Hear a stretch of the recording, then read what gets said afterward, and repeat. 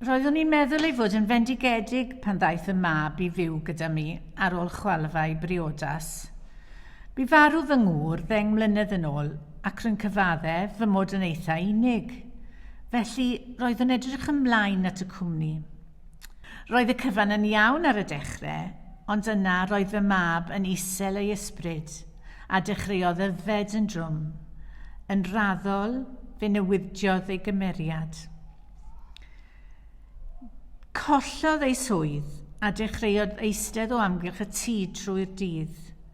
Daeth yn ymosodol tuag ataf, ac ni allwn gredu y byddai fy mab yn dweud pethau mor niweidiol i mi. Fi oedd y fam weithaf, ac oherwydd fi roedd popeth yn ei fywyd wedi mynd o'i le. Nid ef oedd y mab roeddwn yn ei adnabod. Roedd y straen yn ofnadw, yn ceisio peidio ei gynhyrfu na'i chythruddo, ond byddai'r mater lleiaf yn cael effaith arno. Byddai ei dîm rygbi'n colli gêm, y llenwad anghywir yn ei frechdanau. Fy mai I oedd popeth, a byddai'n dechrau gweiddi a bygwth fy nharo. Byddai'n taflu ac yn torri llestri China roeddwn wedi coleddu ar hyd fy oes. Roedd mor ofidus ac roeddwn I dans gymaint o straen. Dechreuodd gymryd fy mhensiwn, a'i symiau bach ar goll o fy mhwrs, ac yna dechreuodd fyny mwy a mwy, nes nad oedd gennyf lawer ar ôl I dalu'r biliau a thalu am hanfodion. Doeddwn I ddim yn gwybod beth i'w wneud. Byddwn yn cerdded i'r siopau I ddianc, eistedd mewn caffi lle roeddwn i'n gwybod fy mod i'n ddiogel, a gwneud fy nghoffi I bara awr, gan ddychryn I fynd adre. Roedd gen I gymaint o gywilydd o fy sefyllfa. Un diwrnod y digwyddodd cymydog gerdded adref gyda mi, a sylwodd fy mod wedi colli llawer iawn o bwysau, ac o'n i'n edrych yn drist ac yn ddigalon. Arweiniodd y geiriau pryderus hyn I fi wylo. Aeth am I wrth I, a thorais I lawr, a dweud popeth wrth I. Roeddwn i'n teimlo'n ofnadwy yn dweud wrth I am fy sefyllfa, ond fe wnaeth I mi sylweddoli bod angen help arnaf, a gyda'n gilydd fe helpodd fi gysylltu i'r gwasanaethau cymdeithasol ac Age UK.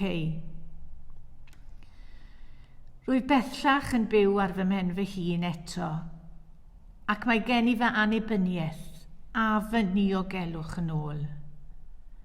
Gweithaf fy mab yn ymddiheiro am ei ymddygiad, ni allaf gael y geiriau niweidiol hynny allan o fy mhen, a fy nghalon o hyd. Mae'n derbyn help i'w gaethiwed I alcohol, ac rwy'n dal i'w garu, ond gwn na all fyw gyda mi byth eto.